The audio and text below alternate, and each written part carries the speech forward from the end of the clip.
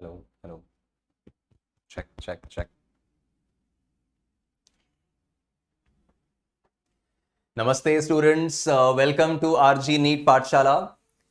बच्चों, अपने फिजिक्स में बेसिक मैथ्स का जो अपना सीरीज चल रहा है, इसमें दो मेन टॉपिक्स हम लोग अभी तक कवर कर चुके हैं। उसमें एक स्लोप कॉन्सेप्ट हमने फिनिश कर लिया है एंड एक बेसिक ट्रिग्नोमेट्री वाला जो पार्ट है वो हमने खत्म कर लिया है। तो मैं उम्मीद कर रहा हूं कि दोनों लेक्चर्स आप देख चुके हैं। इसका जो पीडीएफ हमने डिस्क्रिप्शन में डाला हुआ है, जो डीपीपी इसके साथ पोस्ट कर रखी है, उसका आप कंप्लीट प्रैक्टिस कर चुके हो। एंड बच्चों, आज का जो हमारा लेक्चर है एक बहुत ही इंटरेस्टिंग और एक बहुत ही इंपॉर्टेंट लेक्चर होने वाला है, because this is basically about graphs. आपकी पूरी नीट प्रिपरेशन में 11th के फिजिक्स के अपने टॉपिक्स में, क्लास 12th के फिजिक्स के अपने टॉपिक्स में, आप जानते हैं कि बहुत सारे टॉपिक्स ऐसे हैं, मेरे ख्याल से ऑलमोस्ट हर चैप्टर में कहीं ना कहीं ग्राफ प्लॉटिंग की आपको रिक्वायरमेंट आती है। भले अपन काइनेमैटिक्स की बात कर लें तो काइनेमैटिक्स में आप velocity versus time graph, position versus time graph, acceleration versus time graph. आप काइनेमैटिक्स इन 2D 3D की बात करें तो प्रोजेक्टाइल मोशन में y versus x graph, equation of trajectory से रिलेटेड ग्राफ्स आपको बनाने होते हैं। ठीक है, राइट। फर्दर अपन और कॉमन अपने ग्राफ्स देखें तो ग्रेविटेशन में आपको इलेक्ट्रिक फील्ड के ग्रेविटेशनल फील्ड के ग्राफ्स बनाने होते हैं। ग्रेविटेशनल पोटेंशियल के ग्राफ कई जगह यूज होते हैं। इलेक्ट्रोस्टैटिक्स में field versus distance graph, potential versus distance graph, magnetic field में बी वर्सेस आर ग्राफ। ऐसे न्यूमरस टॉपिक्स हैं जहां पे आपको ग्राफ प्लॉटिंग का रिक्वायरमेंट आता है, जहां पे स्ट्रेट लाइन ग्राफ कैसे और क्यों बनेगा, पैराबोलिक कर्व कब बनाना है, एलिप्टिकल कर्व कब बनेगा, सर्कल कब बनना है, एक्सपोनेंशियल कब आएगा, इनवर्स फंक्शंस को, रादर एक्सपोनेंशियल फंक्शंस को कैसे प्लॉट करेंगे, हाइपरबोला कब बनाना है, पैराबोला कब बनाना है। इस चीज पर हमें सुपर्ब कमांड की रिक्वायरमेंट रहेगी। बच्चों, अपने आने वाले सेक्शंस में इस पर्टिकुलर पॉइंट पे, इस पर्टिकुलर सेगमेंट पे हमें जबरदस्त कमांड की रिक्वायरमेंट रहेगी और अपने आज के लेक्चर का टारगेट यही है। तो मैं उम्मीद कर रहा हूं गाइस कि by the end of today's lecture, आज के लेक्चर खत्म होते होते आप स्ट्रेट लाइन ग्राफ कब बनाने होते हैं, पैराबोलिक कर्व कब और कैसे बनेंगे, एक्सपोनेंशियल कर्व्स किस तरह से हैंडल करने होंगे, एलिप्स का ग्राफ जो है वो कैसे मैनेज करना होगा। फर्दर अपन देखें तो इनवर्स ट्रिग्नोमेट्रिक इनवर्स फंक्शंस जब आएंगे उसमें हाइपरबोलिक कर्व्स कैसे मैनेज करने होंगे। By the end of today's lecture हम इन सारे ग्राफ वाले मैटर्स को मैनेज कर पाएंगे। राइट, तो that is going to be the target of today's lecture. पढ़ने का तरीका बच्चों वही रहेगा कि आप साथ साथ में प्रॉपर्ली अपने नोट्स मेंटेन करते चलो। जो यूट्यूब पे पढ़ रहे हैं उनको डिस्क्रिप्शन में, लेक्चर के बाद डिस्क्रिप्शन में आज के नोट्स और डीपीपी मिल जाएंगे, और जो ऐप पे पढ़ रहे हैं उनको ऑफ कोर्स उनके ऐप के कंटेंट्स में जाकर आज के नोट्स और पीडीएफ अवेलेबल रहेंगे। राइट, तो बच्चों स्ट्रेट अवे अपने फर्स्ट पॉइंट की तरफ आगे बढ़ते हैं। ग्राफ वाले डिस्कशन को अपन आगे बढ़ाते हैं, बिल्कुल बेसिक से, बिल्कुल जीरो से इस टॉपिक को उठाते हुए। बच्चों, सबसे पहले आपको समझाऊंगा कि जब अपन ये बोलते हैं that y is a function of x, जब अपन ये बोलते हैं that y is a function of x, तो इसका क्या मतलब होता है। बिल्कुल बेसिक से अपन शुरुआत करें तो y is a function of x का मतलब क्या होता है कि जब आप y का फंक्शन, y का इक्वेशन लिख रहे हो तो वो x के टर्म्स में लिखा हुआ है। जो अपन कह रहे हैं y is a function of x, इसका मतलब y की इक्वेशन, y का फंक्शन जो है वो x के टर्म्स में लिखा है। मतलब it can be y equals to 4x plus 9, है ना। तो y का एक लीनियर इक्वेशन आप देख पा रहे हैं, x का पावर 1 है, x का पावर 1 है, that means this is a linear function. तो ये अपन कह सकते हैं कि हाँ सर, ये x जो है that's a linear function of x। Similarly अगर मैंने y का फंक्शन लिखा होता that y is equals to 2x square plus 7x plus 3। ठीक है, अब आप देख पा रहे हैं कि सिंस x का डिग्री, सिंस x का मैक्सिमम पावर जो है वो 2 है, तो that becomes a quadratic equation. तो again y is the function of x, y x का फंक्शन तो है, बट किस तरह का फंक्शन हो गया, it is now a quadratic function of x। ये क्वाड्रेटिक फंक्शन हो गया। ठीक है, क्यूबिक फंक्शन भी हो सकता है, कोई पॉलिनोमियल भी हो सकता है, या फिर आप देखें अगर इस तरह से लिखा जाए y is equals to 2 sin 3x, अगर इस तरह का मैंने लिख दिया that y is equals to 2 sin 3x. So again y is a function of x, but इस बार किस तरह का फंक्शन है? तो इस बार this is a trigonometric function of x. तो ये जो अपन यहां पे मेंशन कर रहे हैं कि this is a trigonometric function, sinusoidal function, तो ये ट्रिगोनोमेट्रिक फंक्शन हो गया। ठीक है, सिमिलरली अपन देखें कि अगर इस तरह से आ रहा है that y is equals to some 4 log x, right, इस तरह का अपन देख रहे हैं, तो अगेन अगेन यहां पर y is the function of x, y x के टर्म्स में लिखा हुआ है, बट इस बार किस तरह का है? इस बार लोगैरिथमिक फंक्शन ऑफ x है। This is now a logarithmic function of x, ये लोगैरिथमिक फंक्शन हो गया। ठीक है, then we might have a situation where y is equals to some e to the power minus kx, इस तरह का लिखा हुआ है। तो ये किस तरह का फंक्शन है? जब e का पावर लगा दिया जाता है, we call that as an exponential function. तो ये जो लिखा हुआ है this is an exponential function of x।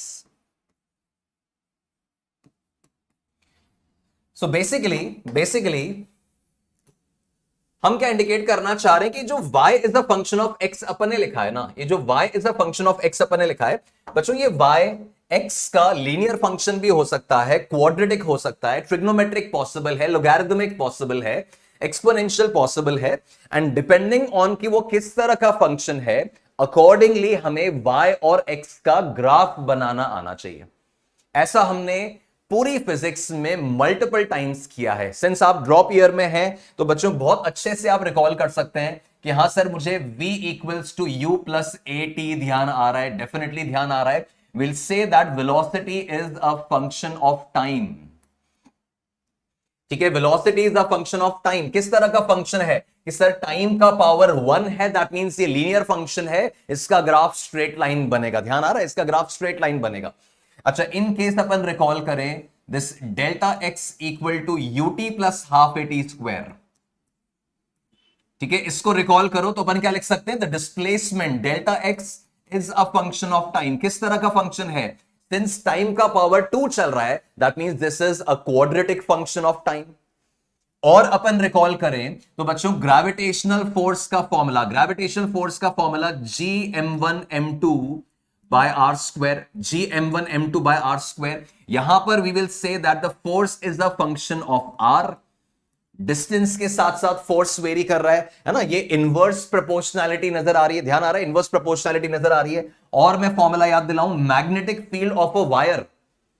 Basically आपको ये फॉर्मूलाज नहीं भी ध्यान हो तो मैटर वो नहीं है, मैं सिर्फ आपको कनेक्ट करा रहा हूं कि कहां कहां पर आपने functions, formulas, proportionalities, straight line, parabola कहां पर ऑलरेडी यूज किए हुए। लाइक मैग्नेटिक फील्ड का फॉर्मूला देखो तुम, तो this is mu not I upon 2 pi r. ध्यान आ रहा है, mu not I upon 2 pi r. Again magnetic field is a function of r. Magnetic field r के टर्म्स में लिखा हुआ है, इनवर्स प्रोपोर्शनैलिटी है।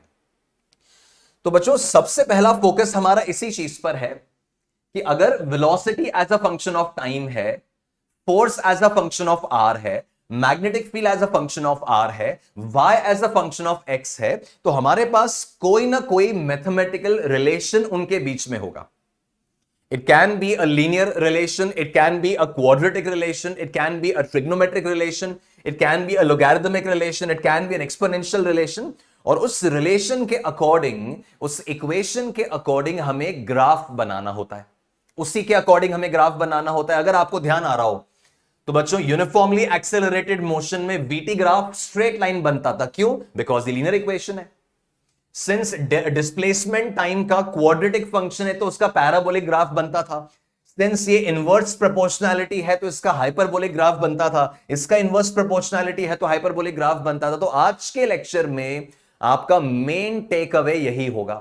आपका मेन टेक अवे ये होगा कि by the end of the lecture, by the end of today's lecture, आप अलग अलग फॉर्मूलाज के लिए, आप अलग अलग रिजल्ट्स के लिए ग्राफ ड्रॉ कर पाएंगे, उसका ग्राफ प्रिडिक्ट कर पाएंगे। इस तरह के सवाल कि यार इस पर्टिकुलर सिचुएशन में चारों में से कौन सा ग्राफ सही है, इस सिनेरियो को हैंडल कर पाएंगे। ठीक है, तो अपनी इस फंक्शन वाली स्टोरी को, अपनी ग्राफ वाली स्टोरी को मैं शुरू करता हूं। मेरा पहला केस जो मैं पढ़ रहा हूं, जो पहला केस मैं यहां पे कंसिडर कर रहा हूं बच्चों, that first case is a straight line. We can say we are considering a linear equation or we can say we are considering a straight line graph. We are considering a straight line graph. Straight line graph कब बनाना होता है, straight line graph कब बनता है, that is going to be the prime target of this particular segment. Linear equation straight line वाले section को अपन सबसे पहले एनालाइज कर रहे हैं. तो आप देखो लोअर क्लासेस में, क्लास 7th में, 8th में आपने सीखा था कि जब भी हमें कोई फंक्शन इक्वेशन दिया जाता है, if it is a linear equation, बच्चों अगर कोई y जो है वो लीनियर फंक्शन ऑफ x है. लीनियर कब बोलते हैं, जब x का मैक्सिमम पावर 1 होता है. क्वाड्रेटिक कब बोलते हैं, जब x का पावर 2 हो जाता है. क्यूबिक कब कह रहे हैं, जब x का पावर 3 हो जाता है. राइट, बिल्कुल बेसिक लेवल से आप समझ के चलो. तो बच्चों लीनियर इक्वेशन का स्ट्रेट लाइन का जो मेरा स्टैंडर्ड फॉर्म है, that standard form is y is equals to mx plus c. ठीक है, आपको ध्यान होगा आपने लोअर क्लासेस में लीनियर इक्वेशन का, क्वाड्रेटिक इक्वेशन का, सबका स्टैंडर्ड फॉर्म पढ़ा हुआ है. ध्यान आ रहा है ना. आप क्वाड्रेटिक का स्टैंडर्ड फॉर्म क्लास 10th में पढ़े हो. क्या था, y is equals to ax square plus bx plus c. ये तो पक्का ध्यान आया होगा क्लास 10th में, ax square plus bx plus c. ऐसे हर केस में we have some standard equations. ठीक है, तो लीनियर इक्वेशन का बच्चों स्ट्रेट लाइन का जो स्टैंडर्ड इक्वेशन है ना, that is y equal to mx plus c. तो आप देख पा रहे हो कि यहां पे x का मैक्सिमम पावर 1 है, x का मैक्सिमम पावर 1 है, इसका मतलब ये लीनियर इक्वेशन है. और जब भी लीनियर इक्वेशन होता है तो आपका ग्राफ जो बनता है that is a straight line.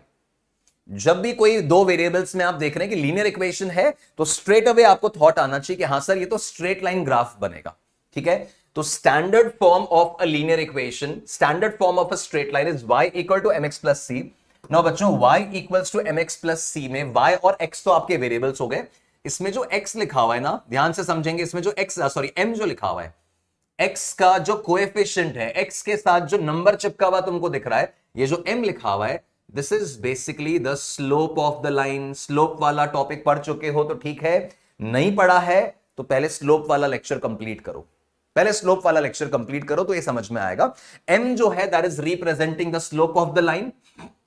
Then ये जो c यहां पे लिखा हुआ है ना बच्चों, this c is called the y intercept. This is called the y intercept. Meaning में समझा रहा हूं अभी क्या ये. This is called the y intercept. y intercept का मतलब क्या है, c का मतलब क्या है, c is basically the value of y when x is kept 0.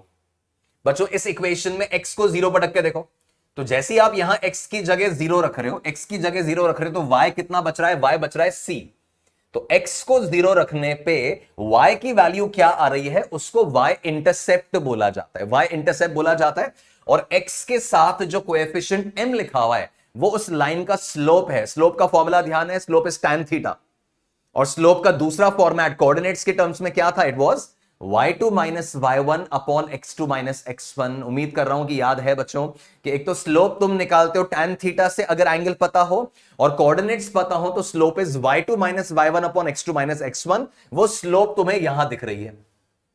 तो c मैंने क्या बताया, c is the value of y, the value of y when x is equals to 0.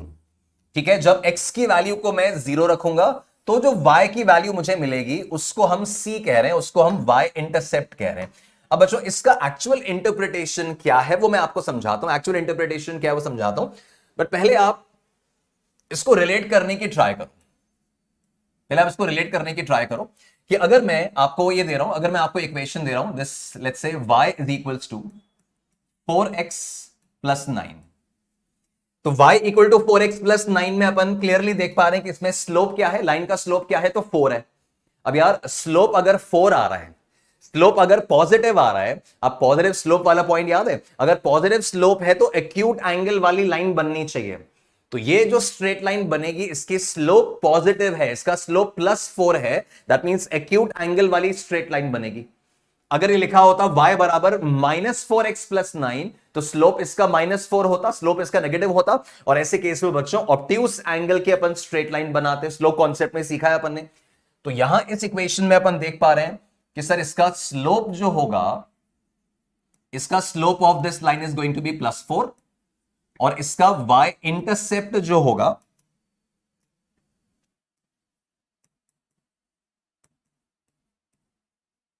इसका y इंटरसेप्ट जो होगा वो हो जाएगा 9। ठीक है, अब इसके अंदर ऐसे केसेस भी पकड़ने आने चाहिए आपको। सुनना मेरी बात ध्यान से। अगर मैंने आपको इक्वेशन दी 3y plus 2x is equals to 7, ठीक है, अब आप इमीडिएटली पकड़ लेंगे कि हाँ सर ये भी स्ट्रेट लाइन है, y का पावर भी 1 है, x का पावर भी 1 है, लीनियर इक्वेशन है, तो ग्राफ स्ट्रेट लाइन बनेगा, राइट? लीनियर इक्वेशन है तो ग्राफ स्ट्रेट लाइन बनेगा। अब पहले इसके अंदर अगर मुझे स्लोप पता करनी हो बच्चों, अगर इसमें स्लोप निकालनी है, y इंटरसेप्ट निकालना है, तो पहले इसको इसके जैसा बनाइए। ये आपके स्टैंडर्ड फॉर्म से मैच करना चाहिए, राइट? ये स्ट्रेट लाइन जो है आपके स्टैंडर्ड फॉर्म से मैच करना चाहिए। तो इसको रीअरेंज करो। क्या अभी ये इसके से मैच कर रहा है? नहीं। क्या चाहिए अपने को? लेफ्ट हैंड साइड पर केवल y होना चाहिए, लेफ्ट हैंड साइड पर अकेला y होना चाहिए। x का पार्ट जो है, कांस्टेंट वाला पार्ट जो है, वो अलग राइट हैंड साइड पे चाहिए। अभी ये उस चीज से मैच नहीं कर रहा। इसको रीअरेंज करो, इसके जैसा दिखाओ। कैसे दिखाएं? 3y को लेफ्ट में रहने दो, 2x को राइट में ले जाओ, माइनस 2x प्लस 7, ये हो गया। अब इसमें 3 भी नहीं चाहिए ना, मेरे को तो लेफ्ट हैंड साइड पे केवल y चाहिए, तो 3 इसके डिनोमिनेटर में डालो, तो y is equals to minus 2/3x plus 7/3। ठीक है, समझ गए? तो अब इस केस में वी कैन क्रैक कि हाँ सर अब ये y equal to mx plus c जैसा बन गया। अब ये y equal to mx plus c जैसा बन गया, तो इस केस में स्लोप ऑफ द लाइन तो हो गया -2/3। बच्चों नेगेटिव स्लोप आ गई है, tan थीटा नेगेटिव आया है, दैट मींस ऑब्ट्यूज एंगल वाली ऐसी स्ट्रेट लाइन बनेगी, ऐसी स्ट्रेट लाइन बनेगी, है ना? तो यहां स्लोप तो -2/3 हो गया, और y इंटरसेप्ट कितना हुआ? तो y इंटरसेप्ट, ये c की जगह क्या दिख रहा है? 7/3, तो y इंटरसेप्ट जो है वो 7/3 हो गया। y इंटरसेप्ट जो है वो 7/3 हो गया। तो इस तरह से हमें जो भी लीनियर इक्वेशन गिवन होगा ना, उस लीनियर इक्वेशन को बच्चों पहले मुझे y equal to mx plus c के रूप में लाना होगा। y equal to mx plus c type का उसको बनाना होगा। फिर तुम्हारा x का जो कोएफिशिएंट है m, वो स्लोप हो गया, और जो कांस्टेंट नजर आ रहा है वो आपका y इंटरसेप्ट हो गया। ठीक है, तो that is the first point, first situation जो आपने स्ट्रेट लाइन के बारे में सीखा, है ना, लीनियर इक्वेशन के बारे में सीखा। अब इसी का मैं पहले आपको प्लॉटिंग समझाता हूं, इसी का मैं आपको प्लॉटिंग समझाता हूं कि स्ट्रेट लाइन ग्राफ बनाना कैसे होता है। बिल्कुल जीरो लेवल से उठाते हुए अपन चल रहे हैं अपने टॉपिक को, तो इसका स्ट्रेट लाइन ग्राफ प्लॉट कैसे करना होता है, ड्रॉ कैसे करना होता है वो देखो। तो मैं स्ट्रेट लाइन ग्राफ ड्रॉ कैसे करना है उस पर बात कर रहा हूं। तो drawing the straight line graph.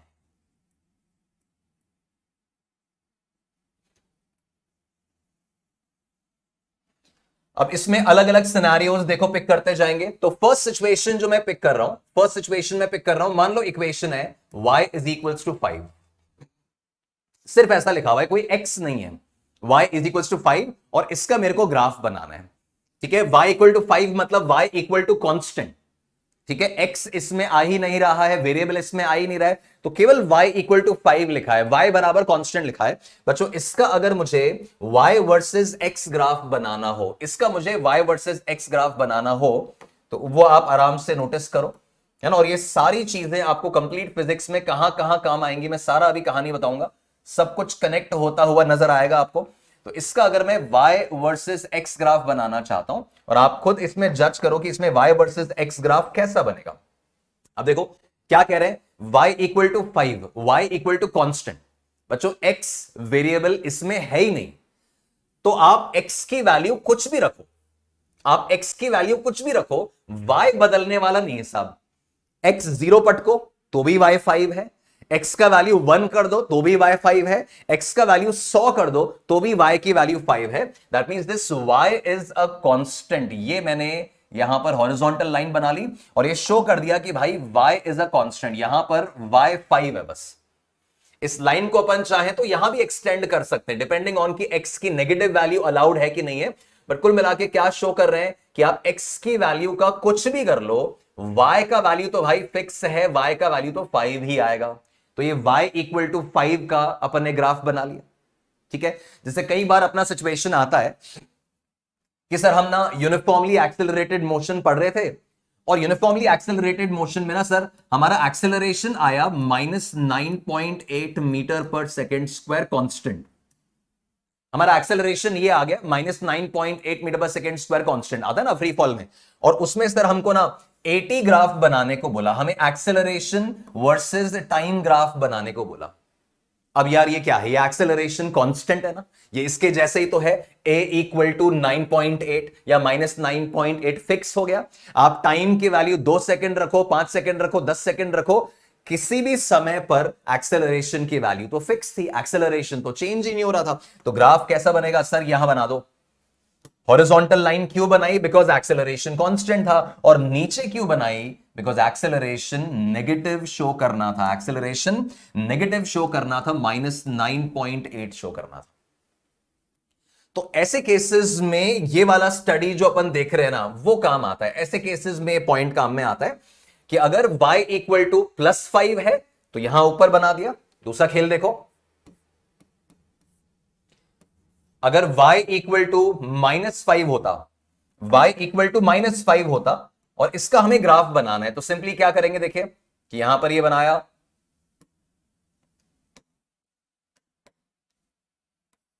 इधर लाइन ड्रॉ कर ली, ये y वर्सेस x ग्राफ है। इस y वर्सेस x ग्राफ में अपन नोटिस करें तो मुझे y इक्वल टू -5 दिखाना है, y कांस्टेंट है और नेगेटिव है। तो यहां पे मैंने हॉरिजॉन्टल लाइन बना दी और बोला कि सर देखो ये y का वैल्यू -5 प्लॉट हो गया। ठीक है, फिर फर्दर देखिए बच्चों, अगर इसके अंदर थर्ड पॉसिबिलिटी देखो, अगर इसमें पॉसिबिलिटी होता, अगर मान लो मुझसे बोला होता कि आपको प्लॉट करना है x इक्वल टू 9, ठीक है, x इक्वल टू 9 का आपको ग्राफ बनाना है। अब x इक्वल टू 9 का ग्राफ देखो, आप समझ में आ गया होगा मैं क्या बोल रहा हूं। x इक्वल टू 9 का ग्राफ बनाना है, आपने ये अपनी y और x एक्सिस ड्रॉ कर ली। ठीक है, ये अपनी y वर्सेस x ग्राफ। अब इसमें अपन क्या शो करना चाह रहे हैं, अपन ये शो करना चाह रहे हैं कि सर आपको y का जो करना है कर लो, x की वैल्यू तो फिक्स है, x का वैल्यू 9 फिक्स है, तो आपका x नहीं बदलना चाहिए, y का कुछ भी होता रहे। तो जब x बराबर कांस्टेंट को प्लॉट करना होता है तो आप इस तरह की लाइन ड्रॉ कर लीजिए, है ना। इस तरह की लाइन ड्रॉ करके अपन यहां क्या मार्क कर रहे हैं कि सर x को तो 9 मार्क कर लो, x का वैल्यू तो 9 है, y का तुम कुछ भी कर लो, आपका x का वैल्यू फिक्स रहने वाला। ये x बराबर 9 प्लॉट हो गया, है ना। इन केस मान लो मेरे को प्लॉट करना होता x इक्वल्स टू -3, ठीक है, x इक्वल्स टू -3 प्लॉट करना है। सिंपली क्या करेंगे देखना, ये अपन ने यहां पर y एक्सिस ले लिया, ये अपन ने x एक्सिस बना लिया, ठीक है। यहां पर this is my y axis, this is my x axis. क्या प्लॉट करना है, x का वैल्यू -3 प्लॉट करना है। मतलब y कितना भी चलेगा, y का वैल्यू 1 2 3 5 10 15 -20 -100 कुछ भी ले लो, x का वैल्यू -3 दिखना है। तो x बराबर नेगेटिव कांस्टेंट, तो आपका x यहां पे नेगेटिव होता है ना, ये 0 के उधर सारी पॉजिटिव वैल्यूज, x की नेगेटिव वैल्यू सारी यहां पे, तो आपने x को यहां पे मार्क कर लिया -3। अब y कुछ भी रहे, x का वैल्यू -3 यहां पे नजर आ रहा है, x बराबर कांस्टेंट का ग्राफ। तो बच्चों ये जो पूरा आपने सीखा ना, ये वाला पोर्शन, ये किसका ग्राफ होता है, ये होता है y is equals to c का ग्राफ, ये होता है y इक्वल टू कांस्टेंट के ग्राफ्स। और ये क्या है, ये x इक्वल्स टू कांस्टेंट के ग्राफ है, ये x इक्वल्स टू कांस्टेंट के ग्राफ है। तो आपका x बराबर कांस्टेंट वर्टिकल लाइन प्लॉट होता है और आपका y बराबर कांस्टेंट एक हॉरिजॉन्टल लाइन प्लॉट होता है, ठीक है। तो ये x इक्वल टू सी और y इक्वल टू सी के ग्राफ बनाना मैंने सिखाया, बिल्कुल बेसिक लेवल से आपको समझाया। अब नेक्स्ट पॉइंट ऑब्जर्व करो। अच्छा, यहां तक किसी का कोई डाउट है तो आप कमेंट बॉक्स में मुझे लिख के भेजें, है ना। यहां तक कोई भी कंसर्न है तो पॉज करके दोबारा से सुनो और उस चीज को क्लैरिफाई करके ही आगे बढ़ना है, क्लैरिफाई करके आगे बढ़ना है। नेक्स्ट पॉइंट अपन देखें कि मान लीजिए आपको प्लॉट करना है, फिफ्थ केस ले रहे हैं, मान लो आपको प्लॉट करना है y is equals to 2x plus 6, ठीक है। y equal to 2x plus 6 का आपको ग्राफ बनाना है। अपन ने जैसी इक्वेशन देखा अपन समझ गए कि हां सर ये तो लीनियर इक्वेशन है, इसका ग्राफ तो स्ट्रेट लाइन ही बनेगा। स्लोप कितना है कि सर x के साथ जो लिखा हुआ है वही स्लोप है, तो 2। y इंटरसेप्ट क्या है, तो सर ये जो y इंटरसेप्ट कांस्टेंट लिखा होता है वही होता है, तो 6। अब इसका ग्राफ कैसे बनाते हैं, इसका ग्राफ कैसे बनाते हैं वो आपने अपनी लोअर क्लासेस में सीखा हुआ है। आपने अपनी लोअर क्लासेस में सीखा हुआ है कि बच्चों इसमें एक बॉक्स प्रिपेयर होता था, ठीक है, आपकी लोअर क्लासेस में से आप रिकॉल करें तो एक बॉक्स प्रिपेयर होता था, बॉक्स नहीं भी बनाए तो सिंपली ये तरीका होता था कि इसमें एक बार x का वैल्यू 0 रखो। अगर मैं x का वैल्यू 0 रख रहा हूं तो y कितना आ रहा है सर? y का वैल्यू 6 आ रहा है।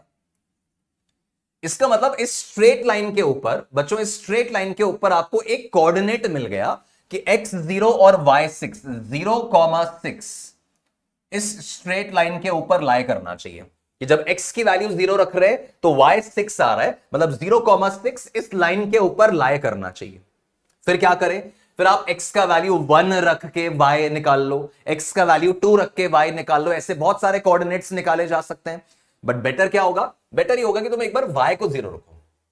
बच्चों अगर मैं y को 0 पर रख रहा हूं, अगर मैंने y को 0 रखा तो x कितना आ रहा है देखना, ये x यहां 0 हो गया, ये 6 इधर आए तो -6, तो 2x बराबर -6, तो x की वैल्यू आ रही है -3। x की वैल्यू आ रही है -3, करेक्ट है ना? x आ रहा है -3, तो कोऑर्डिनेट कौन सा हो गया? कोऑर्डिनेट x पहले लिखना होता है, तो -3,0 इस लाइन के ऊपर लाए करने वाला है। ऐसे आप इस लाइन के ऊपर कितने भी पॉइंट्स ढूंढ सकते हो। आप देखो, आप x का वैल्यू 1 पटको, जैसे आप x का वैल्यू 1 रख रहे हो, यहां x का वैल्यू 1 रखा तो 2 1 2 प्लस 6 किया तो 8 हो गया, तो y की वैल्यू 8 आ गई। इसका मतलब इस लाइन के ऊपर 1,8 कोऑर्डिनेट भी लाए करेगा, 1,8 भी लाए करेगा। पर बच्चों एक स्ट्रेट लाइन ग्राफ बनाने के लिए हमें तो 2 ही कोऑर्डिनेट्स काफी होते हैं। जब पता है कि स्ट्रेट लाइन बनानी तो 2 पॉइंट्स ढूंढो और ज्वाइन कर दो स्ट्रेट लाइन से। तो कौन से 2 पॉइंट्स मिले कि सर ये 2 पॉइंट्स मिले? अभी आपने जो दिखाए 3 दिखाए हैं, बट हम 2 से काम चला लेंगे। ये हमारा y वर्सेस x ग्राफ बन रहा है। कोऑर्डिनेट्स मार्क करते हैं। पहला कोऑर्डिनेट क्या है? 0,6। जब x की वैल्यू 0 है तो y की वैल्यू 6 है, मान लो यहां कहीं आ रहा है, दिस इज 0,6। ठीक है, फिर सेकंड क्या है? सेकंड है -3,0। -3,0 जब x की वैल्यू -3 है तो y 0 है, यहां कहीं आएगा ये। इस एक्सिस पे देखो y 0 हो गया ना, तो यहां पे जब x का वैल्यू -3 है तो y का वैल्यू 0 है। ये लाइन मिल गई आप। इसको अपन चाहें तो ऐसे भी बना सकते हैं, इसको यहां से उठाकर इधर लगा देता हूं। ठीक है, तो अब क्या सिचुएशन है? अब सिचुएशन ये है कि आपको 2 पॉइंट्स मिल चुके हैं और आपको बताया कि सर स्ट्रेट लाइन बनानी है तो 2 पॉइंट्स काफी है, इन दोनों को एक स्ट्रेट लाइन से ज्वाइन कर दो, काम हो जाएगा। तो इन दोनों को एक स्ट्रेट लाइन से मैंने ज्वाइन किया,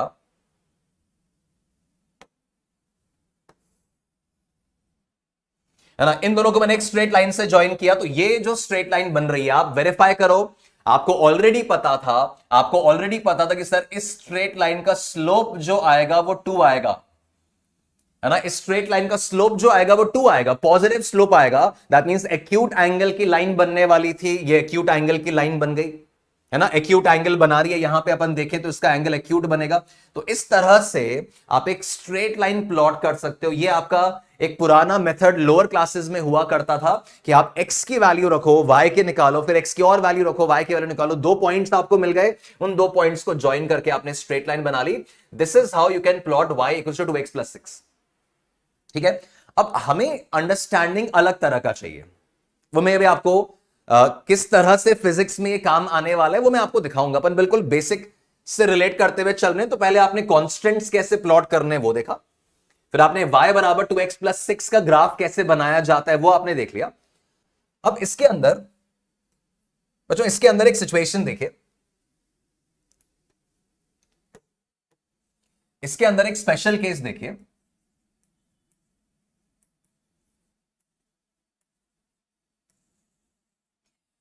स्पेशल केस ये है कि यार अगर आपका equation y equals to mx type का है, बस अगर आपका इक्वेशन है y बराबर mx प्लस, है ना, प्लस c नहीं आ रहा है, y इक्वल टू mx में प्लस c नहीं आ रहा है, तो y इक्वल टू mx है। y इक्वल टू mx मतलब इसका y इंटरसेप्ट जो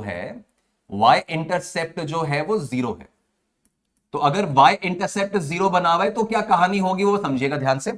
तो अगर कभी भी आपको स्ट्रेट लाइन की इक्वेशन, कभी भी आपको एक लीनियर इक्वेशन इस रूप में मिल रही है, y बराबर mx में मिल रही है, तो इसमें क्या होगा? इसमें बच्चों x का वैल्यू 0 रखने से, इसमें अगर मैं x का वैल्यू 0 रख रहा हूं तो मेरा y भी 0 आ रहा है, x 0 रख रहा हूं तो y भी 0 आ रहा है। अब x 0 रखने से y 0 आ रहा है, इसका मतलब ये लाइन जो बनेगी ये 0,0 से पास होनी चाहिए, 0,0 इसके ऊपर लाई करना चाहिए। That means this is a straight line passing through origin. जैसे ये वाला अपन देखे तो ओरिजिन से पास नहीं किया था, क्यों?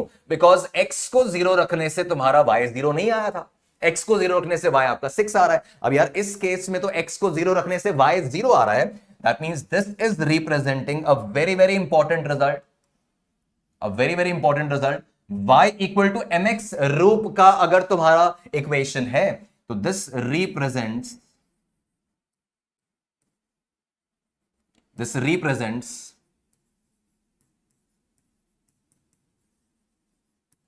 a straight line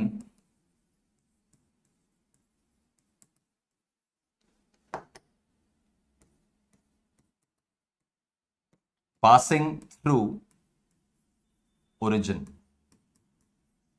It represents a straight line passing through origin. ये डेफिनेटली अपन ध्यान रखेंगे, this is a very very important result, कि जब भी आपका इक्वेशन y बराबर mx के फॉर्म में है प्लस c नहीं आ रहा है, तो ऐसे केस में it will represent a straight line passing through origin. ये ओरिजिन से पास करता हुआ एक स्ट्रेट लाइन आपका बनेगा, ठीक है। तो जैसे ही आपने नोटिस किया कि सर इक्वेशन लिखी हुई है, y is equals to 9x। जैसे आपने देखा y बराबर 9x है, आपको इमीडिएट थॉट आना चाहिए कि सर ये तो लीनियर इक्वेशन है, लीनियर इक्वेशन है, इसका मतलब स्ट्रेट लाइन ग्राफ बनेगा। फिर y बराबर mx से मैच कर रहा है, y बराबर mx प्लस c से मैच नहीं कर रहा है, इसका मतलब this is going to pass through origin. और आप देखो गाइज, इसका सीधा आप कैसे प्रिडिक्शन ले सकते हो, इसका ग्राफ का प्रिडिक्शन कैसे ले सकते हो कि आपने ये अपना y एक्सिस तैयार किया, ये आपने x एक्सिस तैयार किया, ये आपने y और x मार्क कर दिए। जैसे ही आपने देखा कि सर y बराबर mx से मैच कर रहा है, लीनियर इक्वेशन है तो स्ट्रेट लाइन तो बनाओगे, ठीक है। अब y बराबर mx प्लस c नहीं है, इसका मतलब straight line passing through origin भी बनाओगे। अब straight line passing through origin में कि sir straight line passing through origin में तो ऐसे भी बन सकती है और ऐसे भी बन सकती है, तो कौन सी वाली बनानी? कि सर आप ऐसे देखो कि y बराबर 9x में this 9 is representing the slope, this 9 is representing the slope. तो स्लोप कितना हो गया? प्लस 9। और पॉजिटिव स्लोप का मतलब है कि एक्यूट एंगल वाली लाइन बनेगी, पॉजिटिव स्लोप का मतलब है कि एक्यूट एंगल वाली लाइन बनेगी, इसका मतलब ये वाला ग्राफ आना चाहिए, ये वाला ग्राफ आना चाहिए। और स्ट्रेट अवे आप लिख सकते हो कि सर इस स्ट्रेट लाइन का स्लोप, मतलब इस स्ट्रेट लाइन का tan थीटा जो है वो 9 है, इस स्ट्रेट लाइन का tan थीटा जो है वो 9 है, इसका स्लोप जो है वो 9 है, ये आपका ग्राफ बन गया। तो ये कमांड हासिल करना बहुत जरूरी है। तो कंक्लूजन क्या है? कंक्लूजन ये है कि अगर आपका कोई लीनियर इक्वेशन, बच्चों अगर आपका कोई लीनियर इक्वेशन है y equal to mx plus c के फॉर्मेट का, है ना, इस फॉर्मेट का है, तो this is a straight line not passing origin, this is a straight line not passing origin, ये ओरिजिन से पास नहीं होएगी, इसकी तरह ये ओरिजिन से पास नहीं होएगी। और अगर कोई लीनियर इक्वेशन y बराबर mx का लिखा हुआ है, बस प्लस c नहीं है, तो this is a straight line passing through origin, ये ओरिजिन से पास होएगा, ये 0,0 से पास होएगा। ये रिजल्ट डेफिनेटली ध्यान रखिएगा, ये रिजल्ट डेफिनेटली बहुत बहुत बहुत बहुत बहुत काम आने वाला है, ठीक है, ये बहुत बहुत बहुत बहुत बहुत काम आने वाला है। तो अब ये स्ट्रेट लाइन वाले रिजल्ट्स में आगे बढ़ें, उससे पहले मैं आपको कुछ बेसिक चीजें बताता हूं कि आपने स्ट्रेट लाइन ग्राफ पूरी फिजिक्स में कहां कहां देखें, है ना, पूरी फिजिक्स में कहां कहां देखें। थोड़ा बहुत आपको याद आएगा, थोड़ा बहुत नहीं भी आएगा तो चिंता नहीं करनी है, जब ये चैप्टर पे हम आएंगे, जब भी इस टॉपिक पे हम आएंगे तो रिलेट कर लेंगे, आराम से रिलेट हो जाएगा। बट पूरी फिजिक्स में बच्चों रिकॉल करके देखो तो इस तरह के आपने स्ट्रेट लाइन ग्राफ देखे हुए हैं, नोटिस करो। देखो सबसे पहले v बराबर u प्लस एटी। अब यार ये इक्वेशन तो अब्सॉर्ब्ड है तुम्हारे अंदर, क्लास 9 से पढ़ रहे हो, v बराबर u प्लस एटी। अब इसमें अगर नोटिस करोगे, इसमें अगर नोटिस करोगे तो आपका velocity versus time, velocity versus time graph देखें तो v का पावर 1 t का पावर 1 लीनियर इक्वेशन है, लीनियर इक्वेशन है, इसका मतलब स्ट्रेट लाइन ग्राफ बनेगा। और स्ट्रेट लाइन ग्राफ में भी this is y is equals to mx plus c. ठीक है, ये y equal to m x plus c से मैच करा हो तो बच्चों x की जगह तो टाइम आ गया, x एक्सिस पे टाइम आ गया, y की जगह वेलोसिटी आ गया, y एक्सिस पे वेलोसिटी आ गया, m की जगह आ रहा है एक्सेलरेशन। मतलब slope of VT graph acceleration होता है, वेरीफाई हो रहा है ना। वीटी ग्राफ का स्लोप एक्सेलरेशन ही तो होता है, यहां m की जगह एक्सेलरेशन आ रहा है, इंटरसेप्ट की जगह u आ रहा है। अच्छा, प्लस सिंस ये y बराबर एम एक्स प्लस सी है तो it's a straight line not passing through origin. तुम देखो ये ओरिजिन से पास नहीं कर रही है। अगर ये y बराबर एम एक्स होता तो ओरिजिन से पास कराते, y बराबर एम एक्स होता तो ओरिजिन से पास कराते।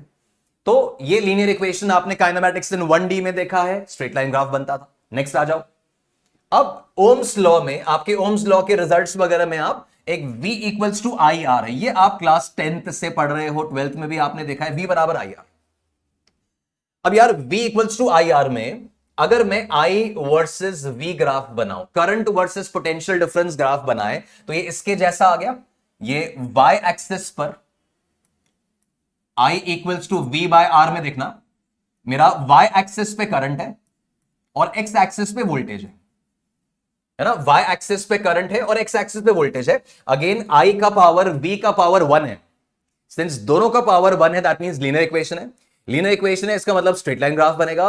और स्ट्रेट लाइन में भी ये y equal to m x से मैच कर रहा है, प्लस सी नहीं है, y equal to m x से मैच कर रहा है। And that's why I versus V graph origin से पास होता हुआ स्ट्रेट लाइन होता था, है ना। ओरिजिन से पास होता हुआ स्ट्रेट लाइन होता था। देखो रिकॉल करो, फर्दर आप देखें, आपने स्ट्रेस वर्सेस स्ट्रेन ग्राफ भी देखा है इलास्टिसिटी चैप्टर में, यंग्स मॉडुलस वाली कहानी रिकॉल करो। तो स्ट्रेस वर्सेस स्ट्रेन ग्राफ में ऐसा होता था that stress is equals to y times strain, Young's modulus times strain. अब इसमें भी अगर आप स्ट्रेस वर्सेस स्ट्रेन ग्राफ बनाओगे तो देखना ये हो रहा है y इज इक्वल्स टू, ये हो रहा है y is equals to m x, this is y and that is equals to m times x। तो y एक्सिस पे स्ट्रेस आ गया, x एक्सिस पे स्ट्रेन आ गया, और m की जगह, स्लोप की जगह यंग्स मॉडुलस है, तो इसके अंदर वी कैन से किस तरह स्लोप जो आएगा वो स्लोप हो जाएगा y। और सिंस ये y बराबर mx से मैच कर रहा है तो it's a straight line passing through origin, origin से पास कर रही है। और देखो, आप और देखें तो फोटो इलेक्ट्रिक इफेक्ट में अगर ये बातें ध्यान नहीं आ रही हो कोई दिक्कत नहीं है, केवल इनको मैथमेटिकली समझते जाओ बच्चों। जब ये टॉपिक आएगा ना तब तो पूरा डिटेल में, पूरा हद पार करके इसको सीखेंगे, पर अभी केवल इसका मैथमेटिकल पॉइंट ऑफ व्यू देखो। आपके photo electric equation, Einstein photo electric equation होती थी E बराबर 5 प्लस के मैक्स। अब E बराबर 5 प्लस के मैक्स में E लिखते थे एच न्यू या H F frequency, 5 work function, और के मैक्स हो गया EV नॉट। वी नॉट क्या है? Stopping potential. अब इसमें अगर मैं V नॉट वर्सेस F का ग्राफ बनाऊंगा, इसमें V नॉट वर्सेस F का बनाऊंगा तो V नॉट का भी पावर 1 है, F का भी पावर 1 है, it's a linear equation. Sir straight line graph बनाओ, y बराबर mx प्लस सी जैसा है, कांस्टेंट भी आ रहा है, सर ओरिजिन से पास नहीं करनी चाहिए, तो it should be a straight line not passing through origin. Details chapter आएगा तब बताऊंगा, बट दिख रहा है कि हां सर लीनियर इक्वेशन है और y बराबर mx प्लस सी के जैसा है, तो ओरिजिन से पास नहीं होना चाहिए और स्ट्रेट लाइन बनना चाहिए। बना दिया? रिकॉल कर पा रहे हो तो देखो, ऐसा ग्राफ पढ़ा है आपने फोटो इलेक्ट्रिक इफेक्ट में। और देखो इसमें अगर आप स्प्रिंग फोर्स या फोर्स लॉ एसएचएम का रिकॉल कर पाए तो F बराबर माइनस के एक्स, बड़ा कॉमन सा रिजल्ट है। अब F बराबर माइनस के एक्स में अगर F और X के बीच ग्राफ बनाना हो, F और X के बीच ग्राफ बनाना हो, तो बच्चों F बराबर minus k x, y is equals to mx से मैच कर रहा है। y एक्सिस पे फोर्स आ गया, x एक्सिस के ऊपर x है, और स्लोप की जगह आ रहा है माइनस के, स्लोप की जगह m की जगह आ रहा है माइनस के, तो स्लोप क्या लेना है? स्लोप लेना है माइनस के। तो सर ये तो y बराबर mx से मैच कर गया है, इसका मतलब it should be a straight line passing through origin, origin से पास कराया, स्लोप नेगेटिव है तो ऑब्ट्यूज एंगल की स्ट्रेट लाइन बना दी, स्लोप नेगेटिव है तो ऑब्ट्यूज एंगल की स्ट्रेट लाइन बना दी। वहां स्लोप पॉजिटिव था तो एक्यूट की बन रही थी, पॉजिटिव स्लोप था तो एक्यूट की बन रही थी, यहां स्लोप है 1/r, यहां स्लोप है माइनस के, है ना। और देखना है तो आप देखिए आइसोकोरिक प्रोसेस थर्मोडायनेमिक्स में भी काम में आता है।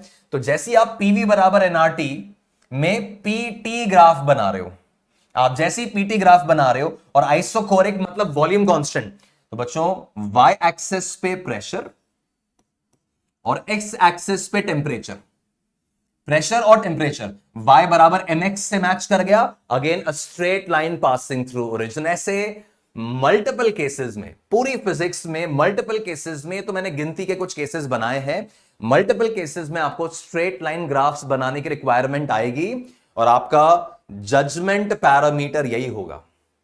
ये हमारा गोल्डन पॉइंट है बच्चों, है ना, ये हमारा गोल्डन पॉइंट है कि जब भी कोई लीनियर इक्वेशन y बराबर mx प्लस सी से मैच कर जाए तो straight line not passing through origin बनेगा, और जब भी y बराबर mx से मैच कर जाए तो straight line passing through origin बनेगा। पहली चीज, m जो दिख रहा है तुम्हें, m स्लोप है, अगर वो पॉजिटिव स्लोप है तो एक्यूट एंगल की स्ट्रेट लाइन बनेगी, और अगर नेगेटिव स्लोप है तो ऑब्ट्यूस एंगल का स्ट्रेट लाइन बनाना है। इतने में तो तुम्हारा ग्राफ जजमेंट ही फिनिश हो जाएगा ना, इतने में तो जजमेंट ही फिनिश हो जाएगा, ये सारा वर्किंग तो करना ही नहीं पड़ता है, इतने में तो आपका वर्किंग ही फिनिश हो जाता है। देख लो सैंपल सारे। तो स्ट्रेट लाइन फॉर्मेशन आपने देख लिया। एक एडिशनल इंफॉर्मेशन और दे रहा हूं, ये तो आपने अभी स्ट्रेट लाइन फिजिक्स में कहां कहां कैसे कैसे काम आएगा उसकी एक झांकी मैंने आपको दिखाई। एक एडिशनल इंफॉर्मेशन और दे रहा हूं जो रिलेटिवली कम काम में आएगी बच्चों, ये बहुत कम काम में आएगी, ये बहुत कम काम में आएगी, इसलिए सुन लो, ध्यान रख लो, पर बहुत ज्यादा यूज नहीं होनी है, बहुत ज्यादा यूज नहीं होनी है, मतलब स्टैंडर्ड इंफॉर्मेशन है बट बहुत ज्यादा यूज नहीं होनी है। क्या होगा, मान लो कि आपको अगर एक स्ट्रेट लाइन ग्राफ गिवन है, आपको अगर एक स्ट्रेट लाइन ग्राफ गिवन है और वो स्ट्रेट लाइन ग्राफ मान लीजिए इस प्रकार का है,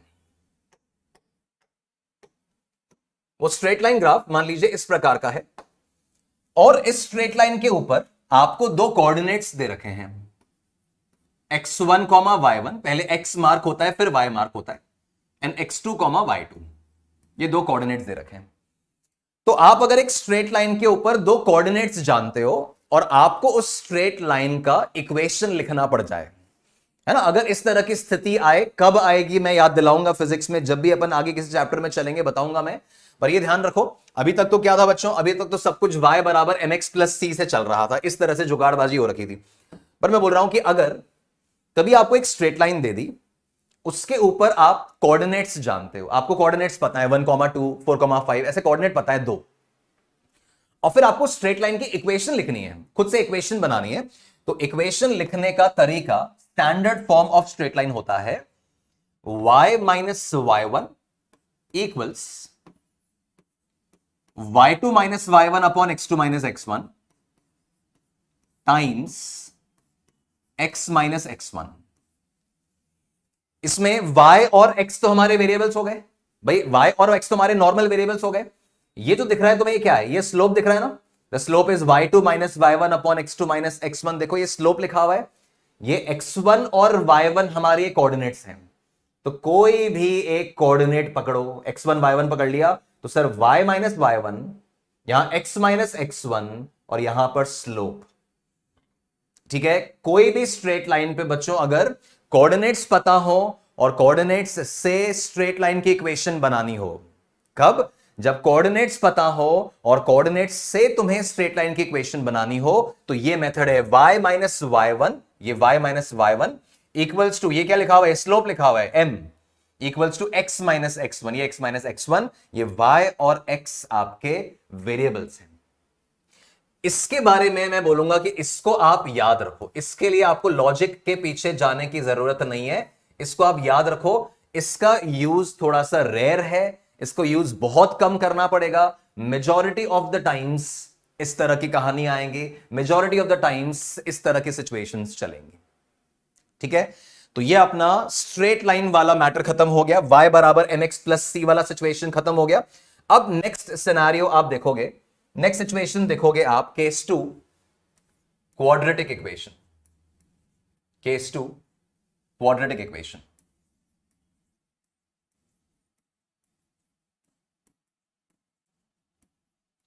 और हम अच्छे से जानते हैं, मेरे ख्याल से आपके जहन में है कि हां सर, अगर क्वाड्रेटिक इक्वेशन होती है तो ग्राफ जो होता है वो पैराबोलिक बनता है।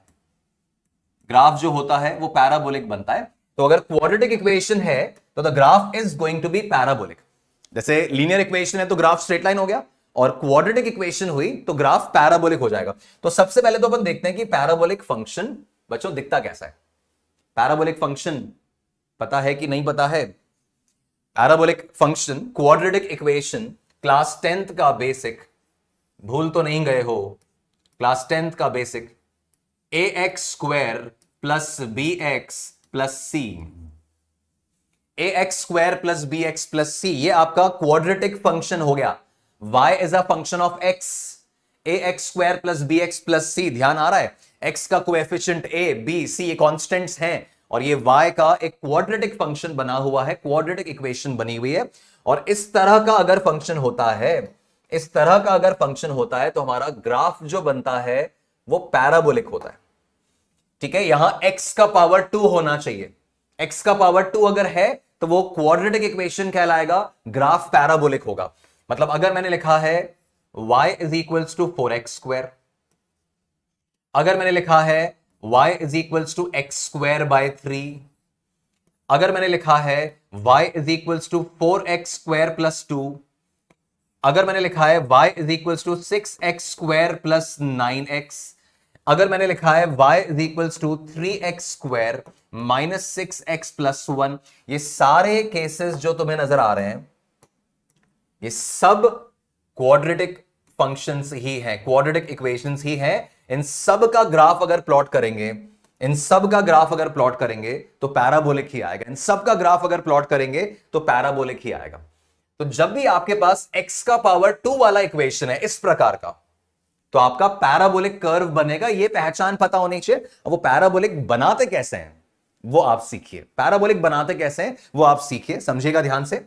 बड़ा ही शानदार कॉन्सेप्ट है, इजी है, इंपॉर्टेंट है। तो एक बड़े सिंपल से केस से शुरुआत करता हूं, एक सिंपल से केस से शुरुआत करता हूं। लेट्स से मुझे ग्राफ बनाना है y equals to 2x square का। अपन जानते हैं y बराबर 2x square, it's a quadratic equation. अब क्वाड्रेटिक है तो पैराबोलिक ग्राफ बनेगा, पैराबोलिक ग्राफ बनेगा। तो इसका जो पैराबोलिक ग्राफ बनाएंगे, y वर्सेस x प्लॉट करना है। बच्चों अपन अच्छे से जानते हैं कि हर इक्वेशन के बदले, ऐसे हर फंक्शन के बदले हमारे पास एक ग्राफ बनेगा। अगर v बराबर u प्लस at है तो vt ग्राफ बनेगा। अगर f equal to G m1 m2 by r square है तो f और r के बीच में ग्राफ बनेगा। अगर magnetic field mu not I upon 2 pi r है तो b वर्सेस r ग्राफ बनेगा। यहां y बराबर 2x स्क्वायर तो y वर्सेस x ग्राफ बनेगा। अब y वर्सेस x ग्राफ के लिए थोड़ी जानकारी हासिल करो। देखो ग्राफ प्लॉट करना है ना, अब ग्राफ प्लॉट करना है तो x और y की वैल्यू रख रख के चेक करो तो थोड़ा सा एनालिसिस सामने आएगा। चलो x का वैल्यू 0 रखो। बच्चों x का वैल्यू 0 रखा, यहां x 0 पटका तो y भी 0 हो गया। सर y भी 0 हो गया। अच्छा ग्राफ स्ट्रेट लाइन तो बनेगा ही नहीं, ये तो क्लियर है कि स्ट्रेट लाइन तो एक ही केस में बनता है जब लीनियर इक्वेशन होगी। तो स्ट्रेट लाइन तो पिक्चर के बाहर है। तो x बराबर 0 रखा तो y भी 0 आ रहा है। ठीक है, अब अगर मैंने x का वैल्यू 1 रखा, x का वैल्यू 1 रखा तो सर x का वैल्यू 1 रख रहे हैं तो y 2 बच रहा है, y का वैल्यू 2 बच रहा है। और साथ ही साथ देखा सर कि अगर x का वैल्यू -1 रख रहे हैं, यहां x का वैल्यू -1 रखो, -1 का स्क्वायर किया तो +1 हुआ, और y का वैल्यू सर दोबारा से 2 आ गया, दोबारा से 2 आ गया। x का वैल्यू 1 पर जितना y आया था, x का वैल्यू -1 पर भी वही y आया है। कि सर और चेक करते हैं, और चेक करते हैं, और चेक करते हैं। तो इसके अंदर x यहां पर लिख दिया मैंने थोड़ा कि सर x का वैल्यू 2 रख के देखो। जब मैं x का वैल्यू यहां 2 रख रहा हूं, 2 का स्क्वायर किया, 4 इंटू 2 किया तो 8, तो y का वैल्यू 8 आया। और x का वैल्यू -2 रखा बच्चों, x का वैल्यू -2 रखा तो -2 का स्क्वायर किया तो 4 आया, 2 से मल्टीप्लाई किया तो y बराबर फिर 8 आ गया। इसका मतलब x की वैल्यू प्लस समथिंग रखने पर जो y है, x का वैल्यू माइनस समथिंग रखने पर भी वही y है। तो आपको ग्राफ जो मिलेगा वो y एक्सिस के अबाउट, y एक्सिस के अबाउट सिमेट्रिक मिलेगा। बच्चों स्ट्रेट लाइन तो नहीं बनना है, बनाना तो एक स्मूथ कर्व ही है। एक्स की पॉजिटिव वैल्यू पे जितना y आ रहा है, एक्स की नेगेटिव वैल्यू पे भी वही आ रहा है। एक्स जीरो कॉमा ये एक्स जीरो वाई जीरो, यहां x1 y2, तो x1 y2 इधर आ जाएगा, x-1 y2 यहां आ जाएगा, x2 y8 यहां आ जाएगा, x2 ये आपका है। तो ऐसे जब ज्वाइन करोगे ना इनको, इन सारे पॉइंट्स को जब ज्वाइन करोगे तो आपका ग्राफ जो बनेगा वो इस तरह का बनने वाला है। ठीक है, 0,0 से ग्राफ को पास कराना था, करा दिया। x1 पर y2 है, x-1 पर भी y2 है, देखो फोटो में।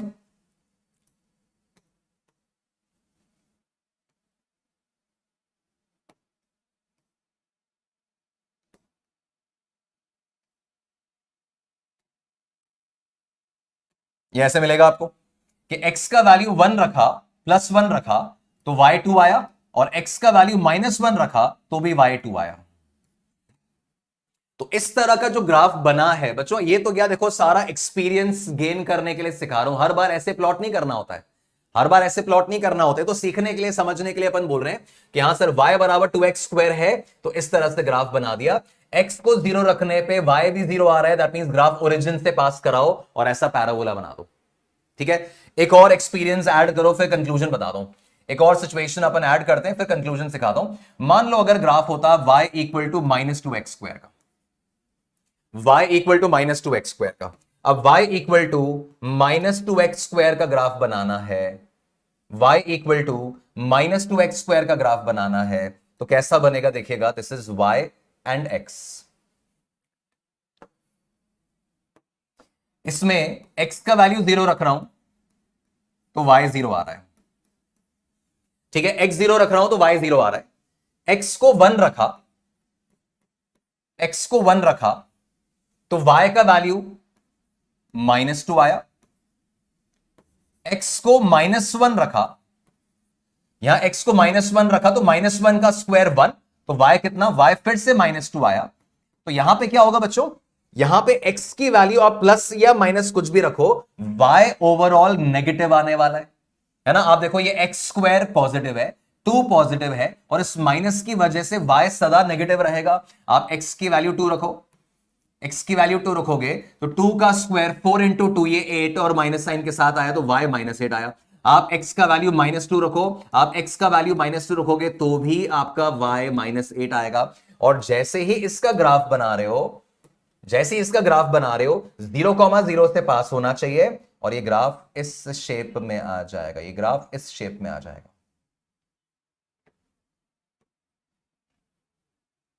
है ना। तो again this is a parabolic curve, this is a parabolic curve. और पैराबोलिक में अपन ने इस तरह से नीचे बनाया, क्यों, बिकॉज y की सभी वैल्यूज यहां नेगेटिव आ रही थी, यहां y की सभी वैल्यूज पॉजिटिव आ रही है।